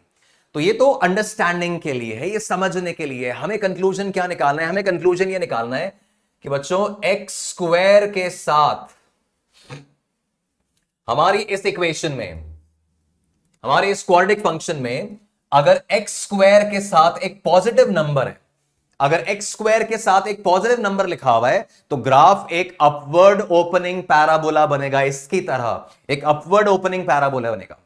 और अगर x² के साथ एक नेगेटिव नंबर लिखा हुआ है, तो वो एक डाउनवर्ड ओपनिंग पैराबोला बनाएगा। देखो नीचे की तरफ खुलता हुआ, ये डाउनवर्ड ओपनिंग पैराबोला बन रहा है, ये अपवर्ड ओपनिंग पैराबोला बन रहा है। कैसे पता चल रहा है, ये x² के साथ जो a लिखा हुआ है इसको देखना है, x² के साथ जो a लिखा हुआ है उसको देखना है, उसके हिसाब से अपवर्ड ओपनिंग और डाउनवर्ड ओपनिंग जज करना होता है। तो हमें केवल इतना बेसिक सीखना है, हमें कंप्लीट डिटेलिंग ऑफ क्वाड्रेटिक में नहीं जाना है। जो मैथ्स के स्टूडेंट्स पढ़ते हैं वो पूरा डिटेलिंग अपने को नहीं चाहिए, अपने को ये बेसिक बात उठानी है, अपने को ये बेसिक बात उठानी है कि बच्चों अगर लिखा हुआ है y equals to ax² plus bx plus c, ये तुम्हारा क्वाड्रेटिक फंक्शन हो गया।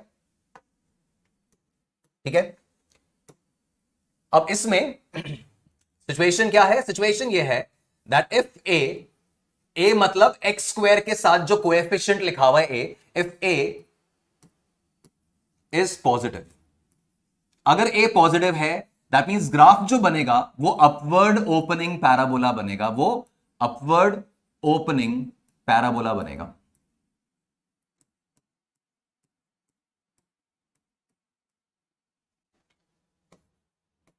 और अगर ये जो a लिखा हुआ है, अगर ये a नेगेटिव है, ठीक है, अगर ये a नेगेटिव है, एक्स स्क्वायर के साथ नेगेटिव नंबर लिखा हुआ है, -2x² -4x² -x²/3 नेगेटिव लिखा हुआ है, तो it is a downward opening parabola. It is a downward opening parabola.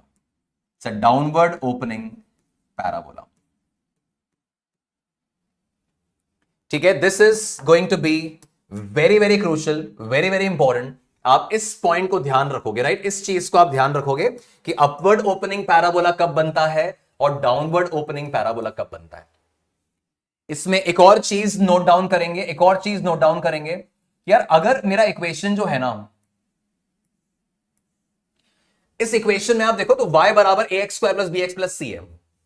अगर यहां पे मैं x की वैल्यू 0 रखूं, बच्चों अगर x की वैल्यू 0 रख रहा हूं तो y कितना आ रहा है, y c आ रहा है ना. अगर x की वैल्यू 0 रख रहा हूं तो y जो आ रहा है वो c आ रहा है. इसका मतलब ग्राफ ओरिजिन से पास नहीं होएगा.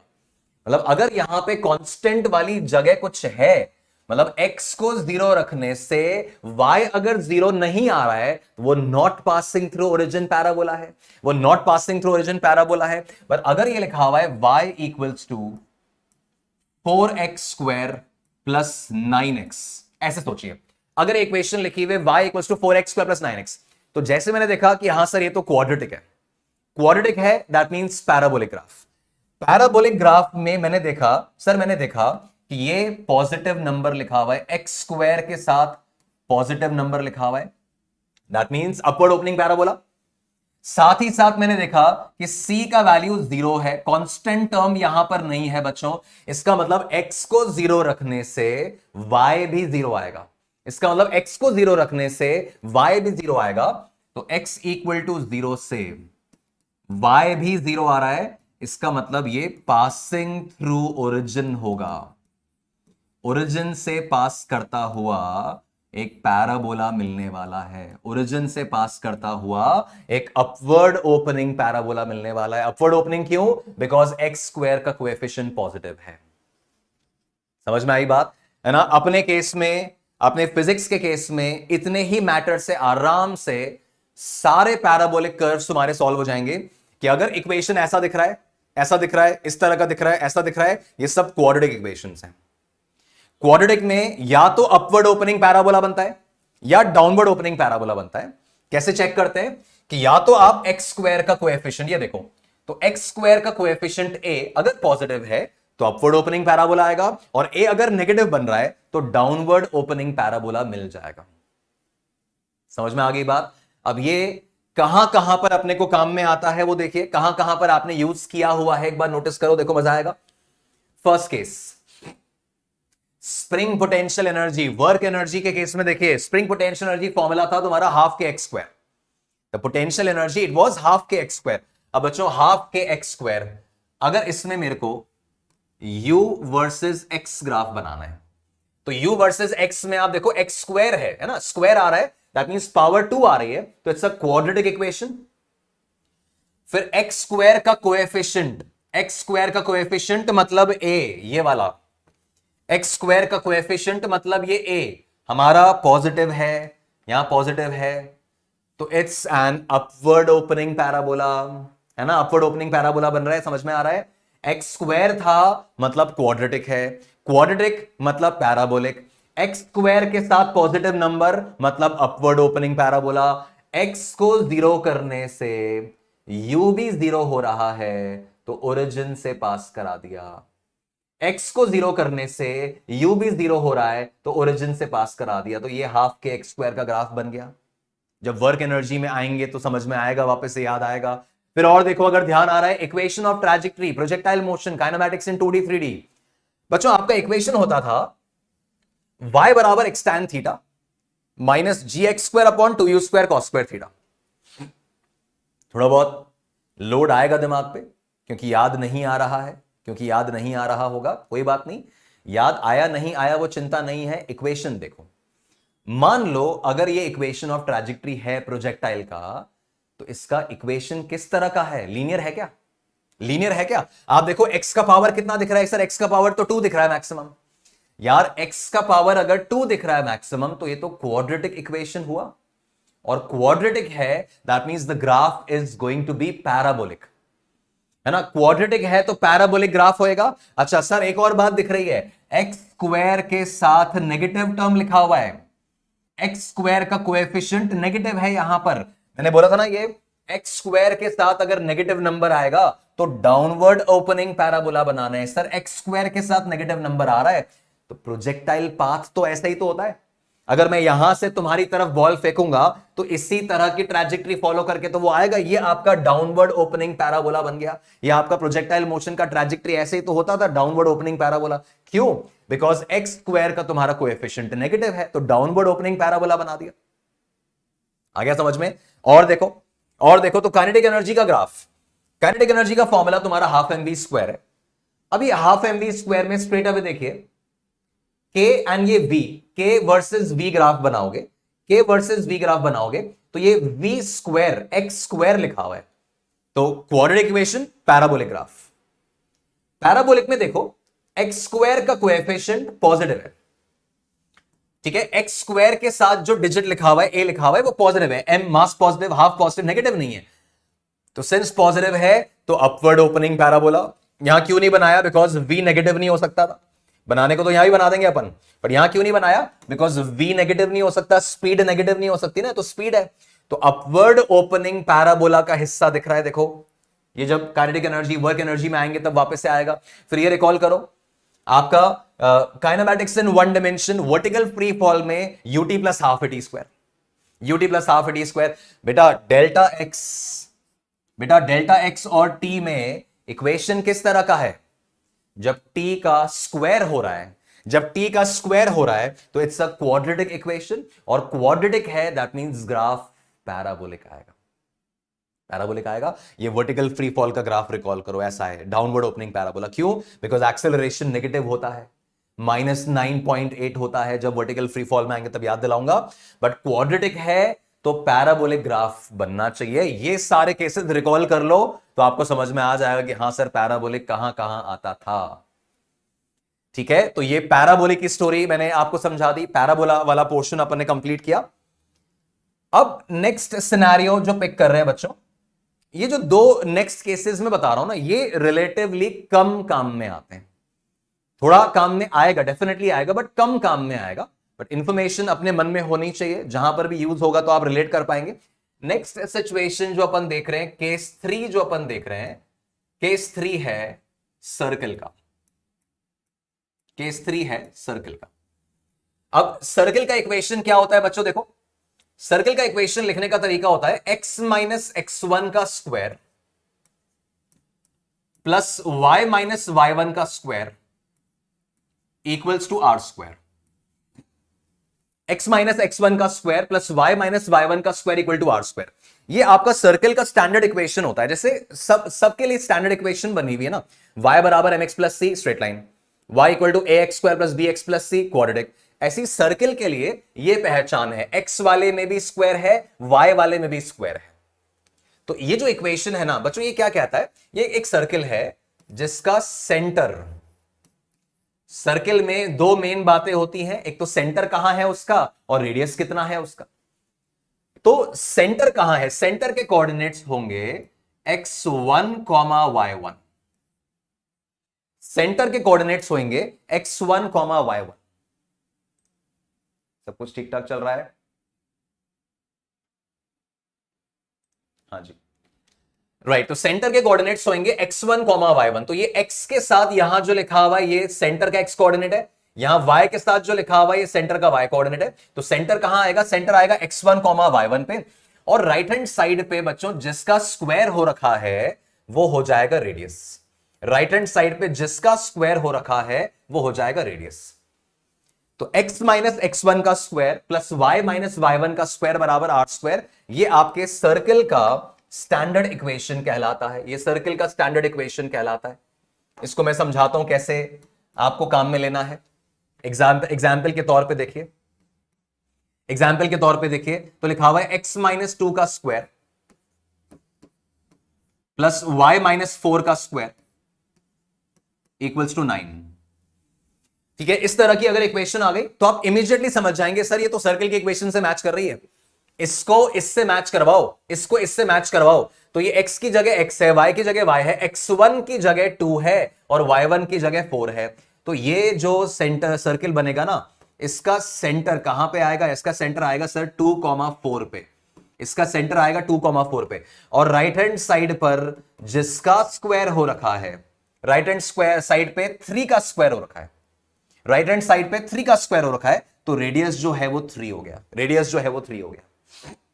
ठीक है, तो 2,4 आपका सेंटर हो गया, 2,4 आपका सेंटर हो गया, और ये राइट हैंड साइड पे जिसका स्क्वायर हो रखा है, 3 का स्क्वायर हो रखा है, वो रेडियस हो गया। और देखो एग्जांपल,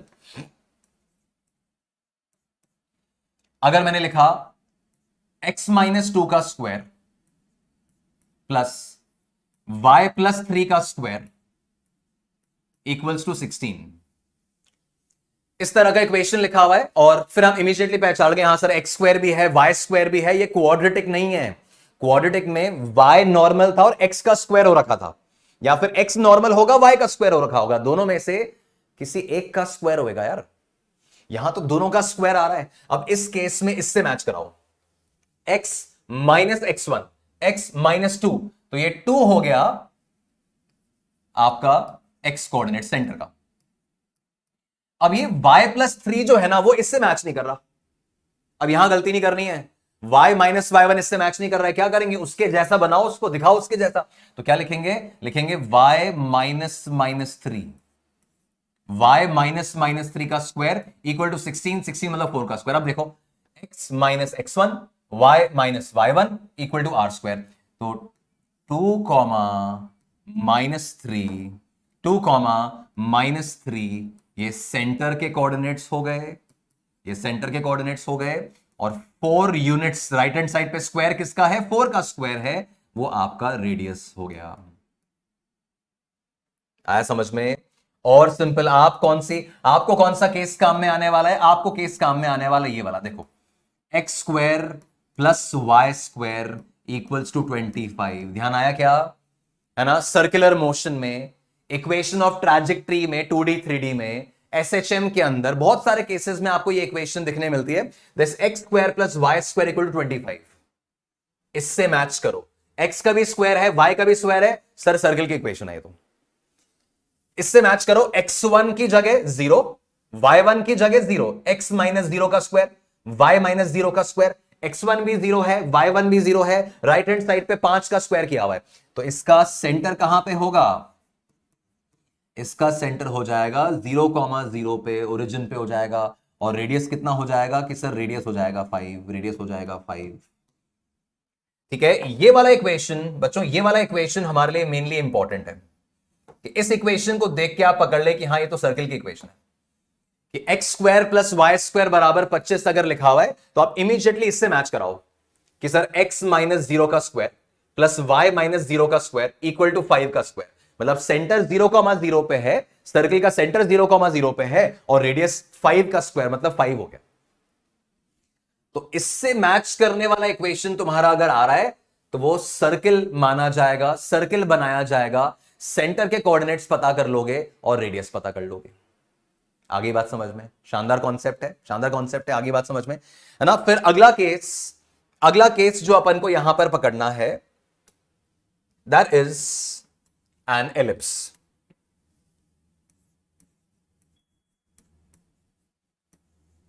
अगला केस जो अपन को पकड़ना है, दैट इज एन एलिप्स। ठीक है, अब एलिप्स का स्टैंडर्ड इक्वेशन क्या है बच्चों? एलिप्स का स्टैंडर्ड इक्वेशन होता है x square by a square plus y square by b square equals to 1। आपका एलिप्स का स्टैंडर्ड इक्वेशन होता है x square by a square plus y square by b square equal to 1। ये आपके ellipse का standard equation है। जैसे circle में तो इस तरह की इक्वेशंस दिखती हैं, x square plus y square बराबर 25, इस तरह का। एलिप्स का स्टैंडर्ड इक्वेशन होता है कि x square upon something plus y square upon something equal to 1। ये हमारा स्टैंडर्ड इक्वेशन है एलिप्स के लिए। ये एलिप्स के लिए हमारा स्टैंडर्ड इक्वेशन कहलाता है। अब एलिप्स में जब ड्रॉ किया जाता है बच्चों, जब एलिप्स ड्रॉ किया जाता है, तो एक बार फीचर्स देख लो, एक बार समझ लो ढंग से। ये मैं y वर्सेस x ग्राफ बना रहा हूं। ठीक है, थोड़ा आराम से तसल्ली से समझेंगे, कोई हरी नहीं, कोई रश नहीं है। पूरी फिजिक्स में जितने भी ग्राफ आगे आने वाले हैं उनमें से मेजॉरिटी का कहानी तुम्हें यहां पे समझ में आ जाएगा। Straight line, parabola, circle, ellipse and hyperbola, है ना, ये कब कब कैसे कैसे बनाने होते हैं उसका पूरा स्टोरी आपके सामने आने वाला है। तो एलिप्स का ग्राफ कैसा होता है, एलिप्स का शेप सर पता है हमको, बिल्कुल ये बना दो एलिप्स का शेप। ठीक है, अब एलिप्स के अंदर बच्चों, एलिप्स के अंदर आपको एक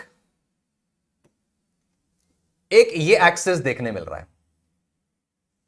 ठीक है, आपको एक ये वाला एक्सिस देखने मिल रहा है। इस एक्सिस को अगर अपन नोटिस करें, यहां से इस वाली एक्सिस को अगर अपन नोटिस करें, तो इस एक्सिस को कहा जाता है, इस एक्सिस को कहा जाता है एलिप्स का मेजर एक्सिस। ठीक है, इस एलिप्स में जो बड़ा वाला लाइन बन रहा है ना, ये बड़ा वाला जो एक्सिस बन रहा है, इसको लिखा जाता है 2a। 2a, ए कहां से आया, ये वाला x के नीचे a था ना, ये x के साथ यहां लिखा 2a। 2a का मतलब है, 2a का मतलब है मेजर एक्सिस। इस 2a को अपन कह रहे हैं मेजर एक्सिस।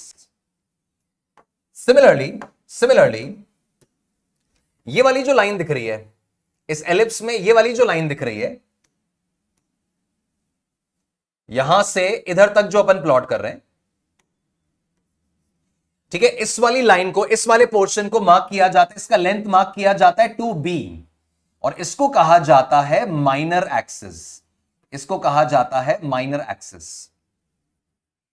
तो एक एलिप्स में बच्चों, सर्किल में ये सब झंझट नहीं है। जब आप सर्किल ड्रॉ करते हो तो सर्किल ड्राइंग में तो क्या होता है, ये मान लो आपने सर्किल बना लिया, अब इस सर्किल में मेजर माइनर जैसा कुछ भी नहीं है। इसमें अपन जानते हैं कि सर ये वाला जो है डिस्टेंस वो भी डायमीटर है 2r, और ये वाला जो डिस्टेंस है ये भी सेम है 2r। अब एलिप्स में 2r नहीं चलता, एलिप्स में 2r नहीं है, रेडियस नहीं है, ये कहलाता है 2a और ये कहलाता है 2b। It's major axis and minor axis. ठीक है, एलिप्स में ऐसा लंबा है मान लो और ऐसा चौड़ा कम है, तो ये 2a हो जाएगा मेजर एक्सिस और ये 2b हो जाएगा माइनर एक्सिस। और ये जो 2a ना, इस मेजर एक्सिस का आधा a यहां दिखता है और इस माइनर एक्सिस का आधा b वो यहां पे दिखता है। तो इस तरह का अगर इक्वेशन मिले, जब आएगा फिजिक्स में तो याद दिलाऊंगा। हमें बच्चों इसकी पूरी डेप्थ नहीं चाहिए, हमें एलिप्स को पूरा डिटेल में नहीं पढ़ना है, बट इक्वेशन तो पता होनी चाहिए ना, कि सर ऐसा इक्वेशन आ गया तो मैं इमीडिएटली स्ट्राइक करेगा सर ये एलिप्स का इक्वेशन आ गया है और ग्राफ एलिप्स बनाना है। और हमें भी आपको याद दिलाऊंगा कि कहां पे काम आने वाला है। तो x के नीचे जो ये a लिखा हुआ है, ये आपका एक एक्सिस बन गया। इस a का डबल 2a मेजर एक्सिस है और ये b का डबल 2b ये माइनर एक्सिस है। तो एलिप्स के अंदर ऐसे मेजर और माइनर एक्सिस होते हैं और ये इसका इक्वेशन, इस तरह का इक्वेशन होता है। अच्छा, आप देख सकते हो कि बच्चों सर्किल जो है ना, circle is just a special case of ellipse. Circle is just a special case of ellipse. कैसे? अगर 2a और 2b इक्वल हो जाए, अगर a और b इक्वल हो जाए, अगर b स्क्वायर की जगह भी a स्क्वायर लिख दो तो ये हो जाएगा x square plus y square बराबर a square, x square plus y square बराबर a स्क्वायर। सर्किल बन गया ना भाई। अगर ये 2a और ये 2b बराबर हो गए तो ये सर्किल जैसे ही तो दिखाई देगा कि हाँ सर यहां पे ये 2a और 2b, ये 2a और 2b बराबर नजर आ रहे हैं, ये 2a और 2b बराबर नजर आ रहे हैं। तो circle is just a special case of ellipse. ठीक है, तो ये एलिप्स की इक्वेशन ध्यान रहनी चाहिए आपको। इसके सैंपल्स देखो कहां कहां काम में आते हैं। तो सर्किल का इक्वेशन बच्चों, equation of trajectory 2D 3D में अपन जब पढ़ेंगे तो मैं याद दिलाऊंगा आपको। x का ऐसा इक्वेशन देते थे a cos omega T, y का इक्वेशन दिया a sin ओमेगा टी, और इन दोनों को स्क्वायर करके ऐड कर लो। इनको स्क्वायर करके ऐड किया तो x square plus y square बराबर a स्क्वायर बन जाता था, और ये आपका सर्किल का इक्वेशन पहचाना जाता था कि हाँ सर पार्टिकल सर्कुलर पाथ पे चलने वाला। ये इक्वेशन ऑफ ट्रैजेक्टरी जब k 2D में आएगा तब आप यूज में लोगे। अगर आपको याद आ रहा है तो बहुत अच्छी बात है, नहीं ध्यान आ रहा है तो टेंशन नहीं लेनी है इसकी। ये जब आएगा तो मैं पूरा डिटेल में पढ़ाऊंगा, पूरा डेप्थ में पढ़ने में लगेगा, अभी चिंता नहीं करनी। ये अगर ध्यान आ रहा है तो वेल एंड गुड, नहीं आ रहा है कोई चिंता नहीं। फिर एलिप्स देखो, एलिप्स कहां काम आता है? एसएचएम में इक्वेशन आती है बच्चों। एसएचएम में जब वेलोसिटी का इक्वेशन लिखते थे ना तो ये होता था v equals to omega into under root of a square minus x square. v equals to omega into under root of a square minus x square, ये आपका इक्वेशन होता था। और इसको रीअरेंज करें तो ये ऐसा दिखता था equation. V square upon a omega square x square by a square, ये एक्चुअली आपके एलिप्स से मैच कर रहा है। Y square upon a something x square upon something equal to 1। तो जैसे ही आप v वर्सेस x ग्राफ बनाओगे, ये v और x मेरे वेरिएबल है, जैसे ही आप v वर्सेस x ग्राफ बनाओगे तो ये एलिप्स जैसा ग्राफ बन के आएगा। रिकॉल करो, एसएचएम में आपको इस तरह का ग्राफ बनाना होता था, ये vx ग्राफ ऐसे ही आता था, ये एलिप्स के इक्वेशन से मैच करता था, है ना। याद आया तो ठीक, नहीं आया तो कोई बात नहीं, कोई बात नहीं। जब एसएचएम पढ़ेंगे तो पूरा कहानी समझ में आएगा, एक एक थिक एंड थिन समझ में आएगी, अभी कोई चिंता नहीं है, ठीक है। तो अपन अभी तक का कहानी समराइज करें तो हमने स्ट्रेट लाइन इक्वेशन पढ़ी, तो स्टैंडर्ड इक्वेशन है y बराबर mx plus c not passing through origin and y equal to mx passing through origin. फिर पैराबोला पे आ गए, तो y बराबर ax square plus bx plus c, x square के साथ जो a लिखा है अगर वो पॉजिटिव है तो अपवर्ड ओपनिंग पैराबोला, नेगेटिव है तो डाउनवर्ड ओपनिंग पैराबोला नीचे की तरफ खुलेगा, ठीक है। सर्किल के equation x square plus y square बराबर ए स्क्वायर, या इसके जैसा दिख रहा है तो सर्किल पहचान लिया जाएगा, इसके जैसा दिख रहा है तो एलिप्स पहचान लिया जाएगा। तो सर्किल एलिप्स दोनों एग्जाम्पल आ गए आपके सामने, ठीक है। अब अगला सिनेरियो जो अपन नोटिस कर रहे हैं, again a very very important case, that is हमें हाइपरबोलिक ग्राफ कब बनाने होते हैं, that is the agenda now. ये भी आपने बहुत सारे केसेस में बनाया हुआ है। ये मेरा केस 5 बन रहा है कि हाइपरबोलिक ग्राफ कब बनाने होते हैं।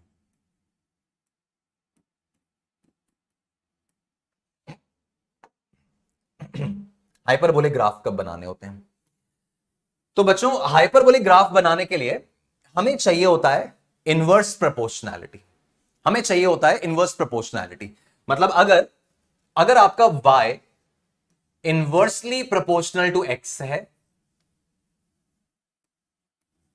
या फिर आपका y मान लो inversely proportional to x square चल रहा है, या फिर आपका y inversely proportional to x to the power n चल रहा है, where n is positive, हमें नेगेटिव नंबर नहीं चाहिए, तो 1/x cube, 1/x to the power 5/2, 1/x to the power 7/3, कुछ भी y is inversely proportional to x, इसके जैसा अगर कोई रिजल्ट मेरे पास है ना, इनमें से कुछ रिजल्ट अगर आपके पास आ रहा है, एक इनवर्स प्रोपोर्शनैलिटी अगर आपको दिख रहा है, तो इनवर्स प्रोपोर्शनैलिटी के केस में हम हाइपरबोलिक ग्राफ्स बनाते हैं। इनवर्स प्रोपोर्शनैलिटी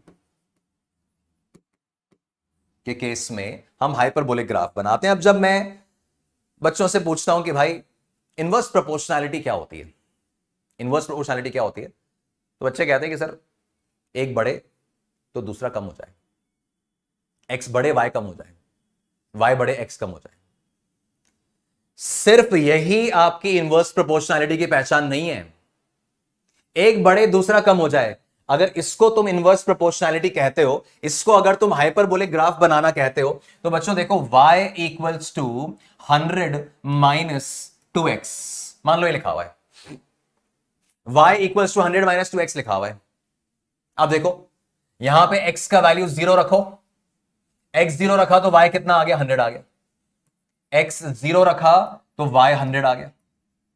फिर x की वैल्यू 1 रखो, x की वैल्यू 1 रखी सर तो y 98 आ गया, x का वैल्यू 2 रखो तो y 96 आ गया। अब इसमें देखो यार, x का वैल्यू बढ़ रहा है, x का वैल्यू बढ़ रहा है तो y का वैल्यू कम हो गया ना, x का वैल्यू बढ़ रहा है तो y का वैल्यू कम हो गया, बट ये कोई इनवर्स प्रोपोर्शनैलिटी थोड़ी है, अरे ये तो लीनियर इक्वेशन है, ये y बराबर mx प्लस सी, ये तो लीनियर इक्वेशन है, ये कोई इनवर्स प्रोपोर्शनैलिटी नहीं है, ये तो लीनियर इक्वेशन है, इसका ग्राफ तो स्ट्रेट लाइन बनेगा। ये तो y बराबर mx प्लस सी है, ये तो स्ट्रेट लाइन ग्राफ बनेगा। बच्चों ये इनवर्स प्रोपोर्शनैलिटी नहीं होता। इनवर्स प्रोपोर्शनैलिटी का मतलब सिर्फ एक का बढ़ना और दूसरे का घटना, सिर्फ ये नहीं है। हां, इनवर्स प्रोपोर्शनैलिटी में एक बढ़ता है तो दूसरा कम होता है, ये होगा कि x को बढ़ा रहा हूं तो y कम हो रहा है, x को बढ़ा रहा हूं y कम हो रहा है, x को बढ़ा रहा हूं y कम हो रहा है, तो हो रहा है, बट सिर्फ ये नहीं है। हाइपरबोलिक ग्राफ कब बनता है, इनवर्स प्रोपोर्शनैलिटी वाले मैटर्स में हाइपरबोलिक ग्राफ कब बनता है, कि जब मैं x की वैल्यू इंफिनिटी अप्रोच करवाऊं, जब मैं x की जगह इंफिनिटी रखूं, बच्चों x की जगह इंफिनिटी रखा तो क्या बन गया, 1 बाय इंफिनिटी। इंफिनिटी मतलब मान लो एक बहुत बड़ा वैल्यू, कुछ 1 lakh, 2 lakh, 5 crore, 10 crore, 1 upon very large value, 1 upon infinity 0। अगर नहीं पता है तो ध्यान रखो, 1 बाय इंफिनिटी क्या है, 1 बाय एनीथिंग बाय इंफिनिटी क्या है, 0 है ना। कि सर 5 अपॉन इंफिनिटी सर 0 होगा, 9 अपॉन इंफिनिटी सर 0 होगा। तो अगर डिनोमिनेटर में इंफिनिटी आया है, डिनोमिनेटर में इंफिनिटी आया है तो 0 बन जाएगा। तो जब x की वैल्यू इंफिनिटी बनाओगे तो y की वैल्यू 0 हो जाया करेगी। जब x की वैल्यू इंफिनिटी बनाओगे तो y की वैल्यू 0 हो जाया करेगी। और जब x की वैल्यू 0 बनाओगे, यहां x को 0 रखो, देखो तो 1/0 क्या हुआ, 1/0 इज इनफाइनाइट। जानकारी है कि नहीं, 1/0 इज इनफाइनाइट है ना, 1/0 इंफिनिटी होता है। तो सर x की जगह यहां 0 रखोगे तो y इंफिनिटी चला जाएगा। ये आपके हाइपरबोलिक ग्राफ बनाने की असली पहचान होगी। आपके हाइपरबोलिक ग्राफ बनाने की रियल पहचान यही होगी, that when one of the variable is approaching infinity, the other has to approach 0. When one of the variable is approaching infinity, the other has to approach 0. x infinity हो रहा है तो y 0 हो जाए, x 0 हो रहा है तो y इंफिनिटी हो जाए, ऐसा दिखाई दे तो हाइपरबोलिक ग्राफ बनाना है, तो हाइपरबोलिक ग्राफ बनाना है। देखो यहां x को इंफिनिटी रख रहा हूं तो y 0 हो जाएगा, 1 बाय इंफिनिटी 0 हो जाएगा। यहां x को इंफिनिटी रख रहा हूं तो इंफिनिटी की power n, 1 by infinity y 0 हो जाएगा। इसको इनवर्स प्रोपोर्शनैलिटी बोल रहे हैं। x के बढ़ने से y कम हो रहा है वो तो होगा ही, बट साथ ही साथ ये भी होगा।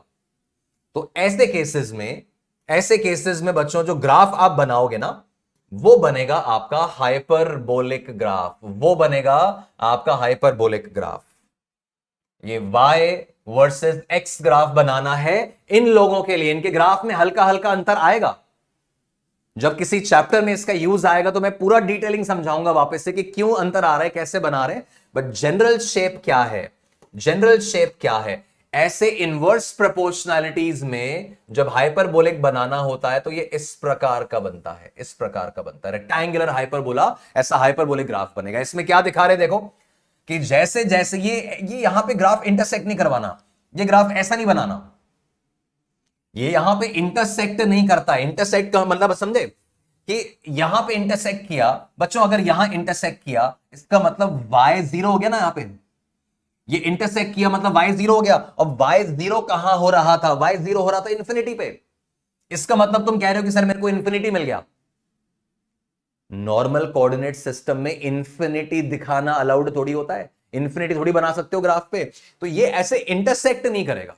आपको क्या दिखाना है, आपको दिखाना है कि सर जैसे जैसे x इंफिनिटी की तरफ जा रहा है y 0 की तरफ जा रहा है, जैसे जैसे x इंफिनिटी की तरफ जा रहा है y 0 की तरफ जा रहा है। इधर देखो, जैसे जैसे x 0 की तरफ जा रहा है y इंफिनिटी की तरफ जा रहा है, जैसे जैसे x 0 की तरफ जा रहा है, ये x 0 की तरफ जा रहा है तो y इंफिनिटी की तरफ जा रहा है। यहां दोनों जगह पे नॉन इंटरसेक्टिंग ग्राफ आएगा।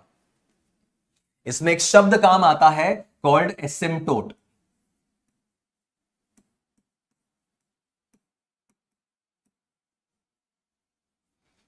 ठीक है, हमें इस शब्द से कोई मतलब नहीं है, हमें नहीं यूज करना है, बट एसिम्टोट मतलब ये नॉन इंटरसेक्टिंग होना चाहिए, ना तो यहां पे इंटरसेक्शन हो ना यहां पे इंटरसेक्शन हो। हम क्या शो करना चाह रहे हैं कि भाई x इंफिनिटी की तरफ ले जाओ, अब इंफिनिटी मिलेगा थोड़ी ग्राफ पे, x इंफिनिटी की तरफ ले जाओ तो y 0, और x 0 की तरफ ले जाओ तो y इंफिनिटी। इसको अपन हाइपरबोलिक ग्राफ कहेंगे, इसको अपन हाइपरबोलिक ग्राफ कहेंगे। तो बच्चों जब भी आपको ऐसी इनवर्स प्रोपोर्शनैलिटी मिलेगी, जब भी आपको ऐसी इनवर्स प्रोपोर्शनैलिटी मिलेगी, मैं याद दिलाऊं कहां कहां मिलेगी, आप रिकॉल करो। अगर ग्रेविटेशनल फोर्स का फॉर्मूला लिखते हैं gm1m2 बाय आर स्क्वायर। अब इसमें gm1 और m2 कांस्टेंट्स हैं, f आर स्क्वायर के इनवर्सली प्रोपोर्शनल है। आर को बढ़ाऊंगा, डिस्टेंस बढ़ाऊंगा, फोर्स कम हो जाएगी। बच्चों आर को इन्फिनिटी रखा, ये बहुत जरूरी है। जब तक तुमको ये वाला रिजल्ट नहीं दिख रहा है ना, तब तक हाइपरबोला मत चिपका देना, है ना। ये यहां पे आर इन्फिनिटी रख रहे हैं तो सर फोर्स जीरो दिख रहा है। जैसे ही एफ वर्सेस आर ग्राफ बनाओगे, ग्रेविटेशन में रिकॉल कर लो, जैसे एफ वर्सेस आर ग्राफ बनाने की बात आएगी, आपका हाइपरबोलिक कर्व ही बनेगा। और याद दिलाऊं, और याद दिलाऊं, magnetic field of an infinite wire, mu not I upon 2 pi r. याद आया फॉर्मूला? दिमाग पे जोर पड़ा? नहीं याद आया है तो कोई चिंता की बात नहीं है, याद आ गया है तो बहुत ही बढ़िया बात है, मतलब सीखे सिखाए हो तुम। अगर नहीं याद आया है तो बस ये चीज देखिए कि magnetic field of a wire का फॉर्मूला ही होता है बच्चों, बी और आर इनवर्सली प्रोपोर्शनल है, बाकी म्यू नॉट आई बाय 2 पाई तो कांस्टेंट है। बी और आर इनवर्स तो आर को अगर इंफिनिटी रखोगे, आर को अगर इंफिनिटी रखोगे तो बी जीरो हो जाएगा। सर पहचान में आ गया, सर पहचान में आ गया। इनवर्सली प्रोपोर्शनल है हाइपरबोलिक ग्राफ किन के बीच में? मैग्नेटिक फील्ड वर्सेस आर के बीच में। मैग्नेटिक फील्ड वर्सेस आर के बीच में हाइपरबोला बना लेंगे। जब भी इनवर्स प्रोपोर्शनैलिटी होगी, पीवी इक्वल्स टू एनआरटी। अगर आइसोथर्मल प्रोसेस है, आइसोथर्मल प्रोसेस है तो तुम्हारा एन आर मोल्स और R constant, T temperature constant, तो क्या होता था? होता था सर पीवी बराबर कांस्टेंट हो जाता था। Boyle's law, isothermal process, n moles constant, R gas constant constant, T temperature हमने कांस्टेंट रख लिया, तो पीवी बराबर कांस्टेंट हो गया। पीवी बराबर कांस्टेंट हो गया, इसका मतलब P is equals to C by V हो गया। P equals to C by V हो गया, मतलब V बढ़ाएंगे तो P कम हो जाएगा, वॉल्यूम डबल करेंगे तो प्रेशर आधा हो जाएगा, वॉल्यूम ट्रिपल करेंगे तो प्रेशर 1/3 हो जाएगा। इनवर्स प्रोपोर्शनैलिटी मिल गई। इंफिनिटी रख के देखो, अगर V को इंफिनिटी रख रहा हूं डिनोमिनेटर में, अगर V को इंफिनिटी रख रहा हूं तो प्रेशर जीरो हो रहा है।